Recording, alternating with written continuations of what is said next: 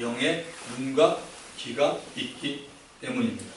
자, 문제를 만났을 때 우리들의 마음의 상태가 어떠합니까? 물론 문제의 크고 작음에 따라서 마음의 상태도 다를 것입니다. 재정의 문제가 있을 수 있어요. 질병의 문제가 있을 수 있습니다. 사람과의 문제, 사업의 문제, 학업의 문제, 취업의 문제, 자녀의 문제, 부부간의 문제 등 이외에도 훨씬 많은 문제들이 있습니다.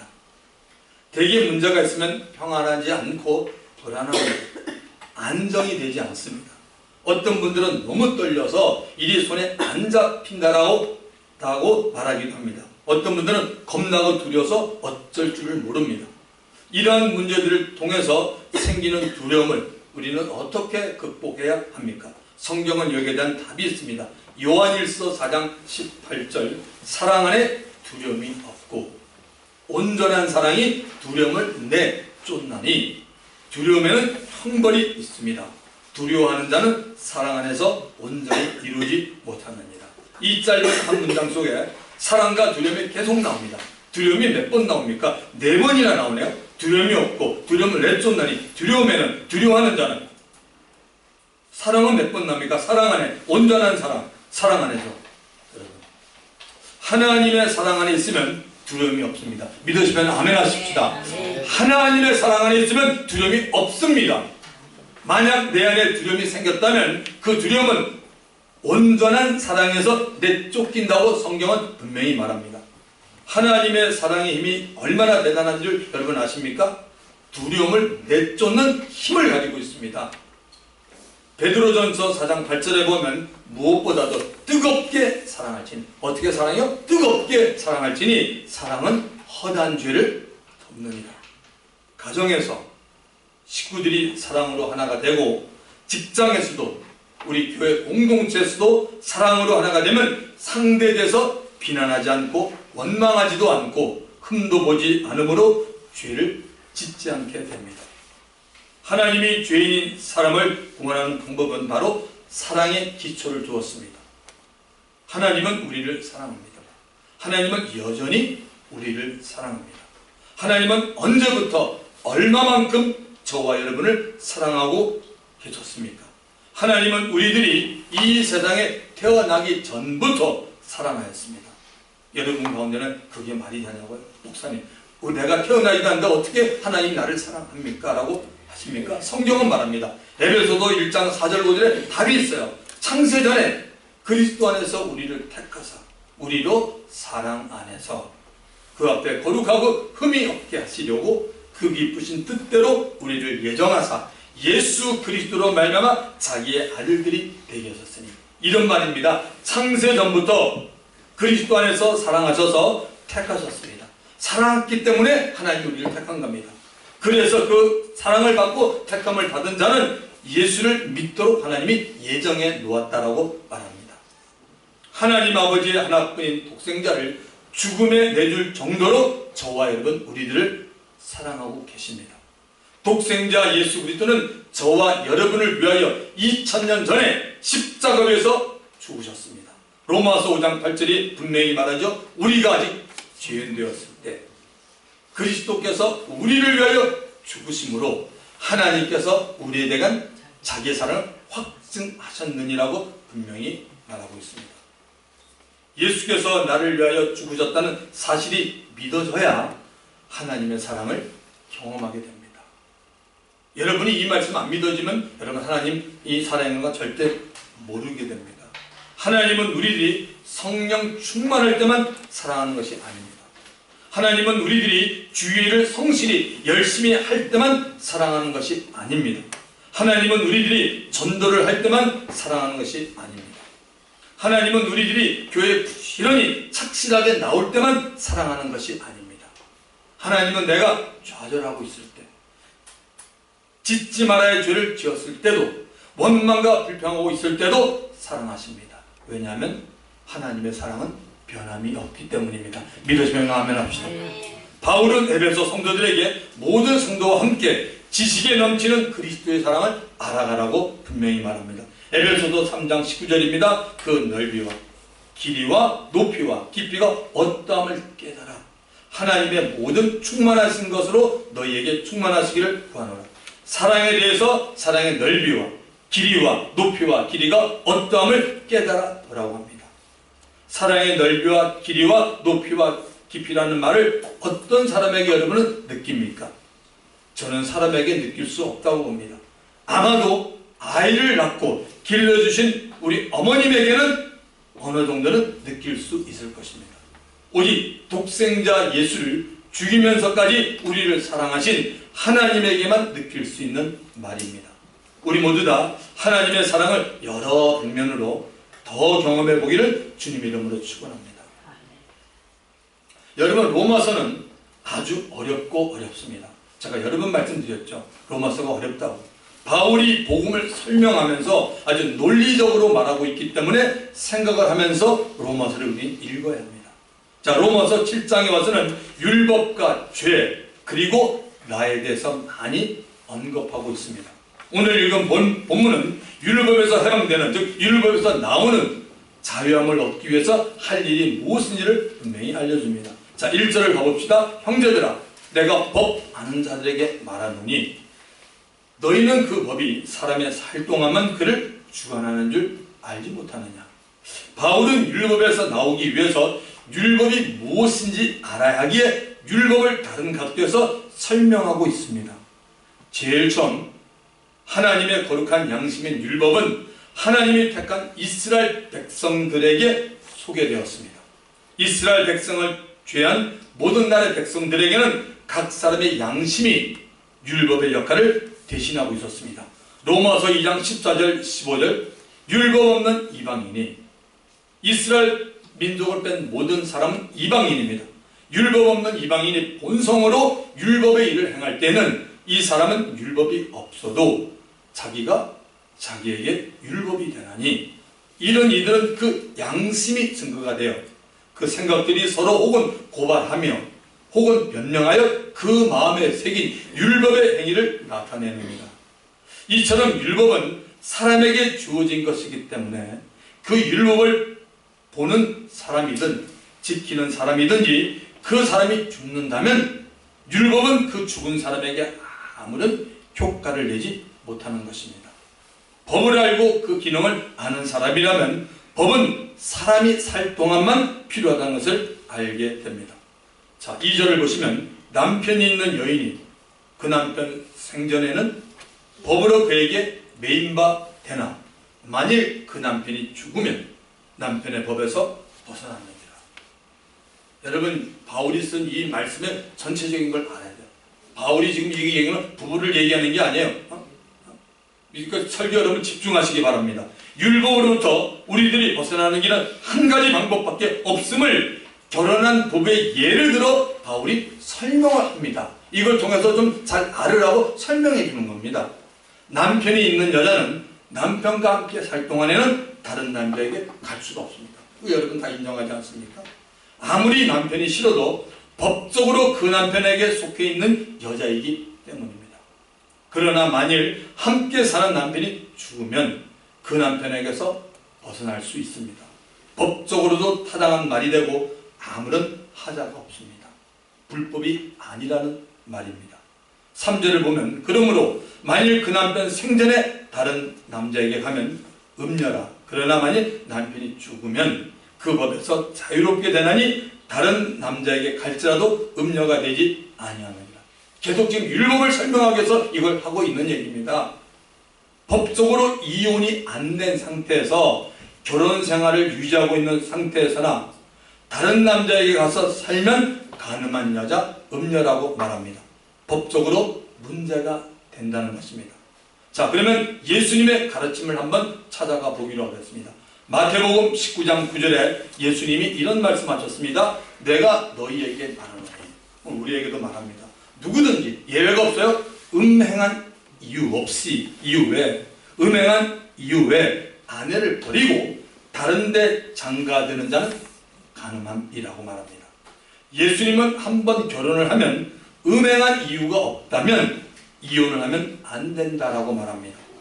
부부 가운데 한 사람이 남자가 됐든 여자가 됐든 부부 가운데 한 사람이 다른 남자나 다른 여자와 같이 잠을 자는 것만이 유일한 이혼의 사유가 된다고 예수님이 직접 말씀했습니다. 또는 부부 중 한 사람이 먼저 이 세상의 삶을 마치면 혼자가 되기에 남편의 간섭이나 법적인 지배로부터 자유로워지는 것입니다. 자, 4절을 보십시다. 그러므로 내 형제들아 너희도 그리스도의 몸으로 말미암아 율법에 대하여 죽임을 당하였나니 이는 다르니 곧 죽은 자 가운데 살아나신 이에게 가서 우리가 하나님을 위하여 열매를 맺게 하려 함이라.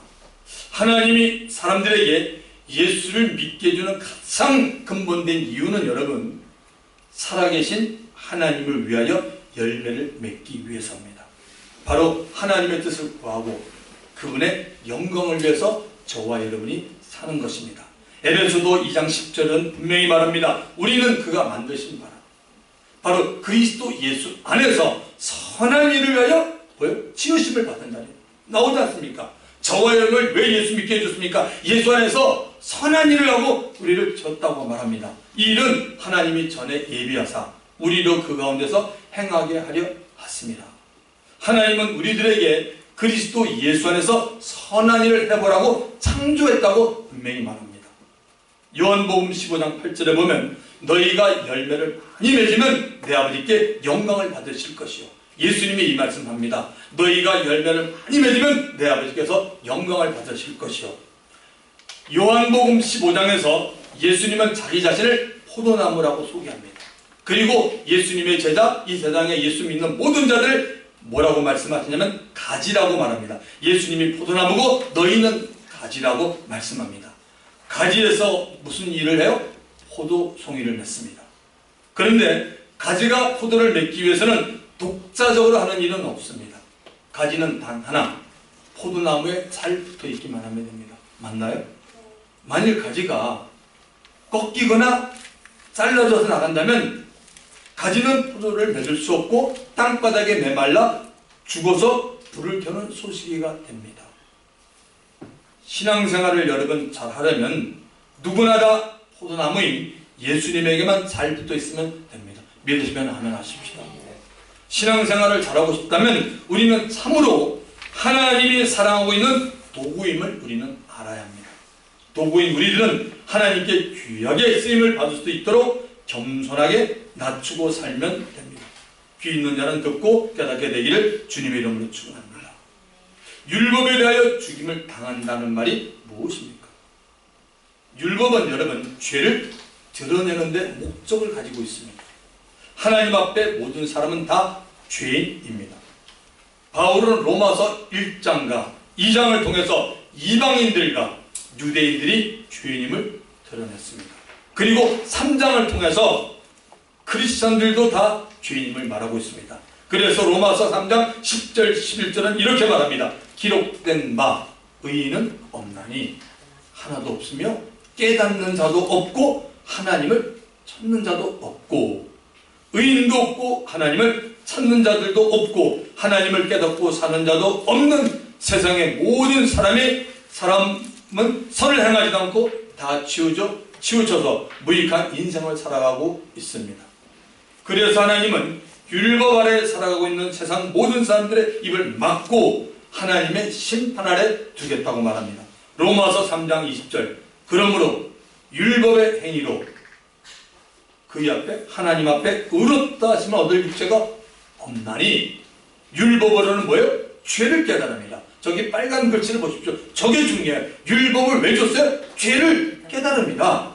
거룩하신 하나님 앞에 우리 각 사람이 죄인이라는 사실이 합법적으로 드러나기 위해서는 율법이 필요하다는 것입니다. 그래서 율법은 죄를 깨닫게 하는 것입니다. 그러나 우리들에게 죄만 깨닫게 하려고 율법을 준 것은 아닙니다. 우리들이 율법을 지키고 살 때 우리들은 세상 사람들에게 하나님의 백성, 자녀임을 나타나게 되고 우리의 삶의 형통의 복이 오게 하나님이 약속하고 있음을 우리는 알게 됩니다. 하나님의 원수 마귀가 자신을 따르는 수많은 악한 영들, 천사들, 귀신들, 미혹의 영들을 데리고 있습니다. 이런 예수 믿지 않는 자들을 자신의 종으로 두고 있습니다. 그리고 믿는 자들에게 영적인 눈과 귀를 가리려고 늘 애를 쓰고 믿음을 떨어뜨리려고 온갖 간결을 꾸미고 있습니다. 마귀는 의로우신 하나님 앞에 믿는 자들이 지은 죄에 대해서 율법을 가지고 하나님 앞에 고자질하는 일을 합니다. 그래서 율법은 죄를 깨닫는다는 겁니다. 마귀가 그 율법을 가지고 우리 모두에게 다 너 이렇게 죄를 지었지 이렇게 하면서 이것을 다 하나님에게 일러 바치는 일을 마귀가 하고 있는 겁니다. 계시록 12장 10절에 보면 내가 또 들으니 하늘에 큰 음성이 있어 이르되 우리 하나님의 구원과 능력과 나라와 또 그의 그리스도의 권세가 나타났으니 우리 형제들을 뭐요? 참소하던 자. 참소라는 게 여러분 고자질한다는 얘기입니다. 일러 바치는 자입니다. 우리 형제들을 참소하던 자, 곧 우리 하나님 앞에서 밤낮 참소하던 자가 쫓겨났고, 마지막으로 하늘에서 미가엘과 그의 사자들이 마귀와 싸우는 영적 전쟁이 일어납니다. 제가 금요기도 때 이틀 전에 자세히 말씀드렸습니다. 결과가 이미 나와 있습니다. 마귀가 곧 용과 그의 사자들이 머물고 있는 둘째에서 쫓겨납니다. 이 세상으로 다 그들이 전쟁에서 져서 전부 다 마귀와 그를 따르는 악한 영들이 이 땅으로 다 내려옵니다. 이때 하늘에 큰 음성이 들립니다. 마귀는 하나님 앞에서 밤과 낮으로 쉬지 않고 예수 믿는 형제들을 참소하고 있었다라고 말합니다. 주 안에서 사랑하는 성도 여러분, 형제 자매들을 참소하는, 즉 고자질하는 일은 성령이 하시는 일이 여러분 아닙니다. 누가 하세요? 마귀가 하는 일입니다. 그러므로 우리는 서로 용서하고 이해하고 덮어주어야 합니다. 우리 믿는 자들이 율법에 대하여 죽임을 당하면 마귀는 더 이상 율법을 가지고 우리를 참소할 수가 없습니다. 우리들이 율법에 대하여 죽임을 당할 수 있는 근거는 예수님이 율법 안에 있는 모든 사람들을 죄에 대해서 피를 그가 흘려 죽었기 때문입니다. 그러므로 우리 믿는 자들은 2000년 전에 예수께서 십자가에 달리실 때 율법을 통하여 드러난 우리들의 죄를 함께 죽었음을 믿고 우리는 인정을 해야 합니다. 예수님이 나를 위하여 죽으셨음을 믿는 자란 말은 율법을 통해서 드러난 나의 모든 죄들을, 과거, 현재, 미래 모든 죄들을 예수께서 죽으심으로 없애버렸다는 것을 믿는 겁니다. 아멘. 그렇게 되니 공의를 가지신 거룩하신 하나님 아버지께서 나를 보실 때 예수 그리스도 안에서 내가 지은 모든 죄들의 용서함을 받는 의로운 자가 되는 것입니다. 이것이 여러분 복음입니다. 값없이 그져주시는 하나님의 최고의 선물인 복음입니다. 자, 4절을 계속 보겠습니다. 그러므로 내 형제들아, 너희도 그리스도의 몸으로 말미암아 율법에 대하여 죽임을 당하였나니 이는 다르니 곧 죽은 자 가운데서 살아나신 이에게 가서 우리가 하나님을 위하여 열매를 맺게 하려 함이라. 그리스도의 몸으로 말미암아 율법에 대하여 죽임을 당했기에 더 이상 율법과 우리는 살지 않습니다. 이제는 부활하신 그리스도와 함께 사는 것입니다. 그리스도와 함께 사는 것은 하나님에 대하여 살아난 겁니다. 다시 한번 말씀드릴게요. 이제는 우리는 부활하신 그리스도와 함께 사는 것입니다. 그리스도와 함께 산다는 말은 하나님에 대하여 살아났다는 것입니다. 이 부분에 대해서 설명하는 것이 로마서 7장에 계속해서 나오고 있습니다. 우리들이 예수 안에서 성령과 함께 지내면 우리들은 하나님의 기뻐하는 하나님의 뜻을 이룰 수가 있습니다. 예수 믿고 성령과 함께 사는 크리스찬들과 성령과 함께 살지 않는 크리스찬들은 겉으로 볼 때는 비슷하게 보입니다. 그러나 그 열매와 그들의 마음 안에 갖는 기쁨은 다릅니다. 성령을 의지하지 않으면 마귀는 우리들에게 하나님의 법인 율법과 계명을 가지고 우리들에게 죄를 지었다라고 참소를 하고 정죄를 합니다. 정죄를 받으면 기쁨이 온데간데 없이 다 사라집니다. 자, 5절을 가보겠습니다. 우리가 육신에 있을 때는 율법으로 말미암는 죄 정욕이 우리 지체 중에 역사하여 우리로 사망을 위하여 열매를 맺게 하였더니, 우리들은 이미 신분적으로 의롭다 하는 칭함을 받고 하나님의 자녀가 되었습니다. 즉 택한 족속이요 왕같은 제사장들이여 거룩한 나라에 그의 소유된 백성이 되었습니다. 엄연한 사실입니다. 그럼에도 불구하고 죄를 짓기를 원하는 우리 본성에 의해 지배를 받게 되면 죄를 짓고 싶어하는 정욕이 계속적으로 올라와 우리 몸에 영향을 미칩니다. 죄를 짓고자 하는 욕심, 정욕은 결국 사망을 만드는 것입니다. 야고보서 1장 15절에 욕심이 잉태한 적 죄를 낳고 죄가 장성한 적 사망을 낳느니라. 율법으로 말미암아 죄의 정욕이 우리 주체 중에서 역사를 한다는 말이 무엇입니까? 아주 어려운 말입니다. 율법으로 말미암아 죄를 짓고자 하는 그 욕심이 우리 주체 중에서 역사한다는 말이 무엇입니까? 이해하기 어렵죠? 우리들이 죄를 지으려는 마음이 강하게 일어날 때, 우리 그럴 때가 있어요. 저와 여러분 누구나 다 있어요. 죄를 지으려는 마음이 강하게 일어날 때 율법도 그 기능을 크게 발휘한다는 겁니다.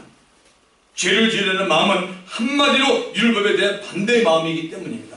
제가 종종 언급하지만 또 말씀드릴게요. 마태복음 15장 19절 20절 예수님이 말씀하셨죠. 마음에서 나오는 것은, 거기 마음 앞에 여러분의 이름을 넣으면 딱 맞아요. 성태의 마음에서 나오는 것, 여러분 각자가 다 똑같아요. 모든 인간이 이래요. 마음에서 나오는 것은 악한 생각과 살인과 간음과 음란과 도둑질과 거짓 증거와 비방이니 이런 것들이 사람을 더럽게 하는 것이요.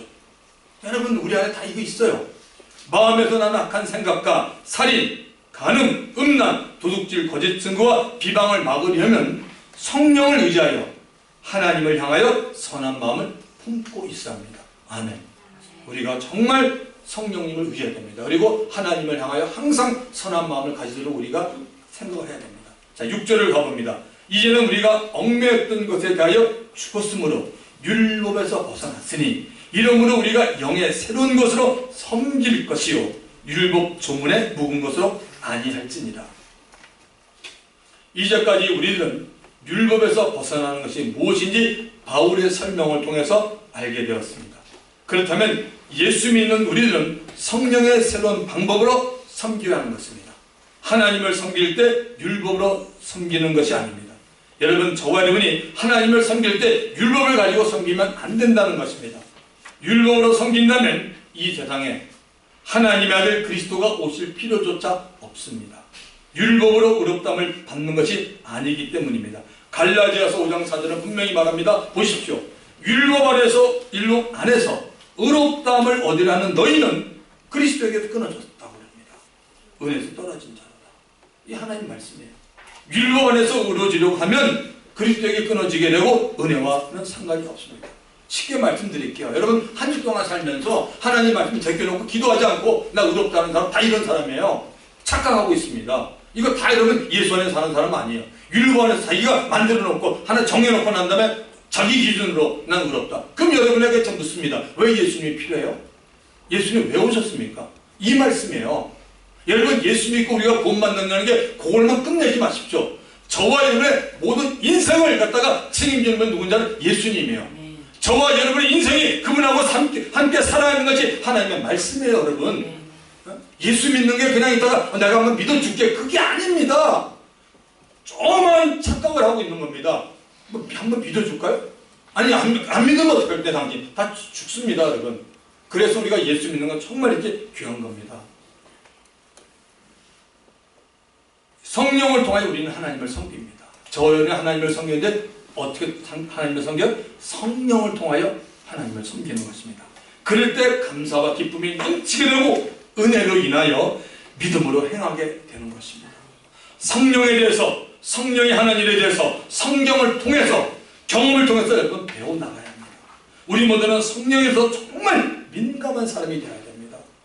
우리들이 섬겨야 할 대상은 크게 두 종류입니다. 우리 예수 믿는 사람이 뭘 섬기니까 두 종류입니다. 첫째는 하나님을 섬겨야 합니다. 아멘. 하나님을 섬겨야 돼요. 잊지 마십시오. 하나님을 섬겨야 돼요. 하나님을 섬긴다는 것은 하나님께 영적인 예배를 드리는 것입니다. 요한복음 4장 23절 24절에 아버지께 참되게 예배하는 자들은, 지금 여러분 예배드립니다. 저도 예배드리고 있습니다. 예배하는 자들은 영과 진리로 예배할 때가 오나니 곧 이때라 아버지께서는 자기에게 이렇게 예배하는 자를 찾으시라. 신령과 진정으로 여러분이 예배드리면 하나님이 여러분을 만나기로 하고 찾지만 그냥 맹숭맹숭 앉아있으면 그건 아닙니다. 하나님은 영이시니 왜요? 하나님이 God is Spirit. 하나님 영이기 때문에 예배하는 자가 신령과 진정으로 예배, 영과 진리로 예배하라고 설명까지 해주고 있습니다. 하나님은 영으로 계신 분이기 때문에 영으로 계신 분에게 예배드리는 건 뭐냐?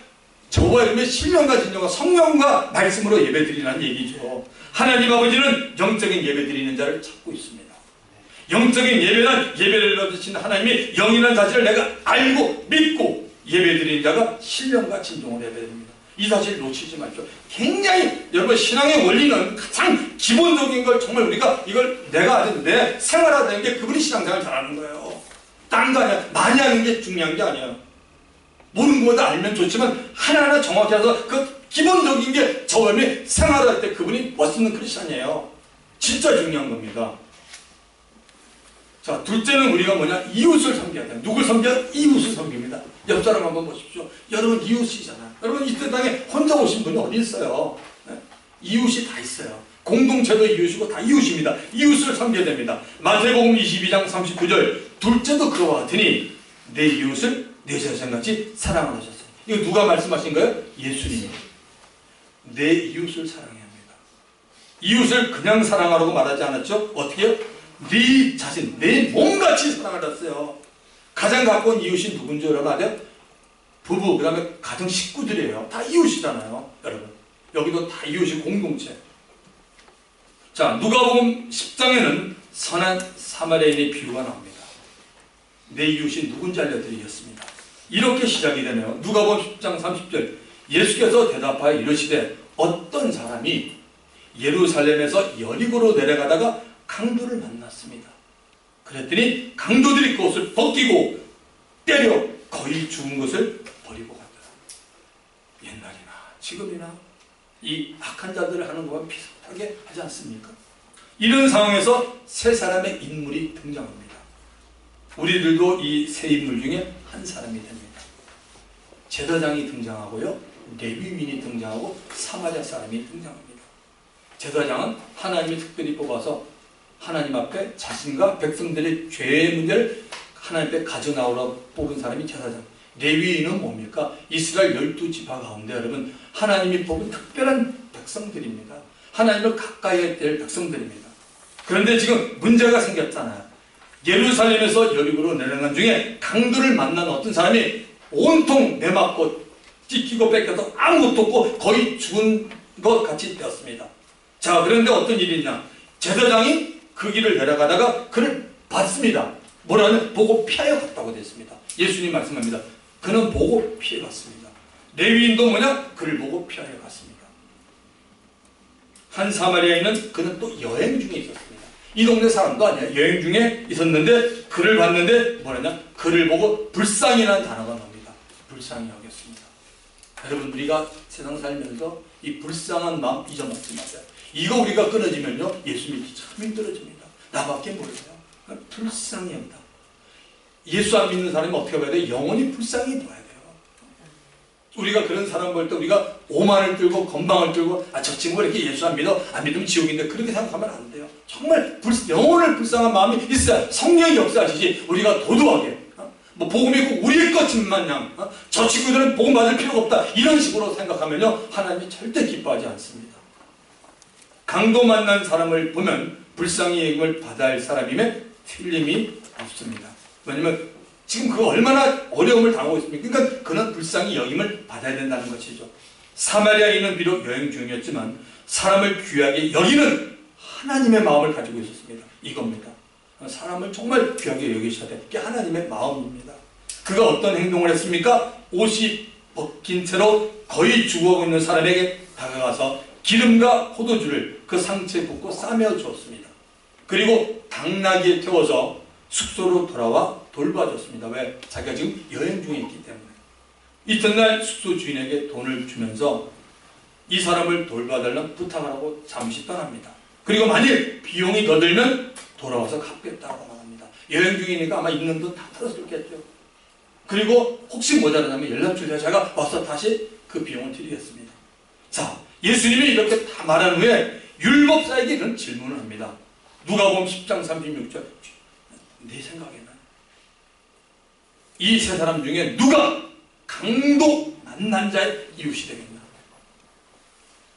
예수님의 질문에 율법을 가르치는 자가 이렇게 말합니다. 자비를 베푼 자입니다 라고 말합니다. 누가복음 10장 37절 예수께서 이러시되 가서 너도 이와 같이 하라. 포인트가 뭐예요? 가서 너도 이와 같이 하라. 너도 사마리아인처럼 하라고 분명히 주님이 말씀합니다. 예수님은 율법사에게, 예수님은 오늘 저와 여러분에게 어려움을 당한 사람을 찾아가서 자비를 베풀라고 말씀합니다. 여러분, 우리 주위에는 어려움을 당한 사람들이 있습니다. 대한민국 여러분, GNP가 3만 불 됐대도 그 자랑할 거 아닙니다. 찾아가서 위로와 자비를 베풀어 주십시오. 우리 모두는 하나님과 이웃을 율법이 아닌 성령으로 섬기기를 주의 이름으로 축원드립니다. 말씀을 마칩니다. 율법에서 나오기 위해서는 예수께서 십자가상에서 다 놓은 우리의 육신의 본성이 죽었음을 우리가 믿고 인정하시기 바랍니다. 예수님 혼자 죽은 게 아니라 예수님의 그 죽음에는 저와 여러분의 죄짓게 하는 원하는 그 본성이 다 죽었음을 인정하시라는 얘기입니다. 저와 여러분의 죄를 지으려는 육신의 본성은 이미 죽었습니다. 예수님과 함께. 그러므로 육신의 본성을 자극하여 죄를 지으는 생각은 옛 생각이므로 그 생각을 받아들이지 마시기 바랍니다. 항상 하나님을 기쁘게 시게 하시되 무엇인가 생각하는 지혜로운 우리 모두가 다 되기를 주님의 이름으로 부탁드립니다. 말씀을 기억하면서 주님 한번 부르고 통성하여 기도합니다. 주여 아버지 하나님